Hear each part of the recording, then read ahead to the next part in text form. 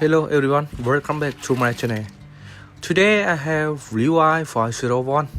made in USA vintage jean.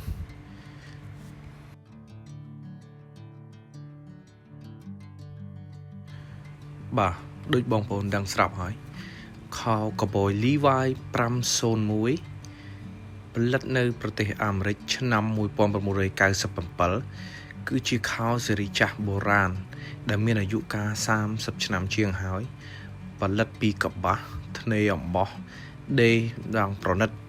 ក្រោមការយកចិត្តទុកដាក់ពីជាងយ៉ាងចំណានជាក់ស្ដែងដូចក្នុងវីដេអូខាងលើនេះបងប្អូនអាចទស្សនាបានគឺខោកបយ Levi 501ជាប្រភេទខោប្រឡាវសុទ្ធផលិតពីកប្បាសពណ៌ផ្ទៃមេឃបែកផ្សែងបារីសភាពចុងជើងខោនៅសំណុំជើងស៊ីនស្អាតហើយអ្វីដែលរឹតតែពិសេសជាងនេះទៅទៀតខោកបយមួយខោនេះមានអាយុកាល30ឆ្នាំជាងហើយប៉ុន្តែគុណភាពសម្រស់សាច់អំបោះខោទាំងមូល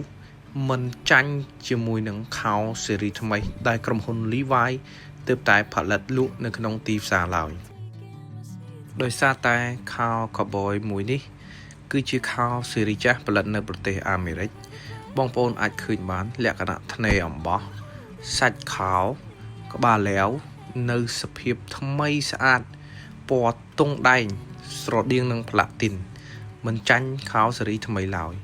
ទោះបីខោនេះមានអាយុកាលច្រើនឆ្នាំក៏ដោយ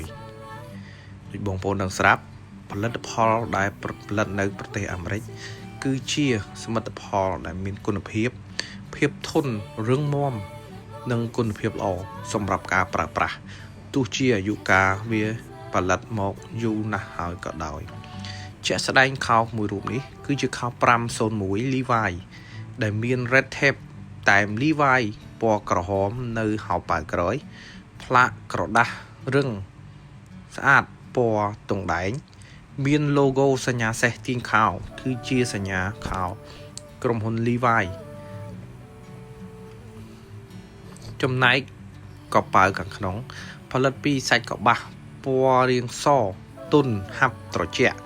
មិនស្អុះស្អាប់ហើយនៅនឹងគល់កផ្លូវមានតែម logo ម៉ាក Levi មួយទៀតចំពោះតែម Levi នៅខាងក្នុងនេះ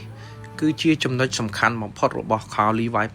501ដោយសារវាមានបញ្ជាក់ពីប្រទេសផលិតនិងមានខ្សែលីឡុងពណ៌ទឹកប្រាក់ដែលខោកូពីឬរបស់ខ្លែងៗមិនអាចធ្វើដូចបាននៅក្នុងស្លាកនេះមានបញ្ជាក់ពីថ្ងៃខែឆ្នាំផលិតប្រភពប្រទេសផលិត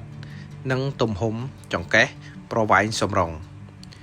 អ្វីដែលសំខាន់បំផុតសម្រាប់ខោ Levi 501គឺស្លាកខាងក្នុងនេះហើយដែលខោកូពីមិនអាចធ្វើដូចបានជាមួយនឹងអំបោះលីឡុងពណ៌ទឹកប្រាក់ហើយសភាពខោដូចបងប្អូនដឹងអញ្ចឹងគឺស៊េរីចាស់របស់អាមេរិកសាច់ធន់ហាប់ត្រជាក់ប្រើប្រាស់កាន់តែចាស់កាន់តែភ្លឺរលោងមិនហប់មិនស្គៀបទៅដល់អ្នកស្លៀកប្រើប្រាស់ឡើយនៅកប៉ៅខាងក្រោយមានតែម red tape សញ្ញា Levi ជាចំណុចសំខាន់របស់ brand នេះមួយផងដែរជាចុងក្រោយនៃវីដេអូសូមអរគុណសម្រាប់បងប្អូនសម្រាប់ការទស្សនាវីដេអូរបស់ខ្ញុំ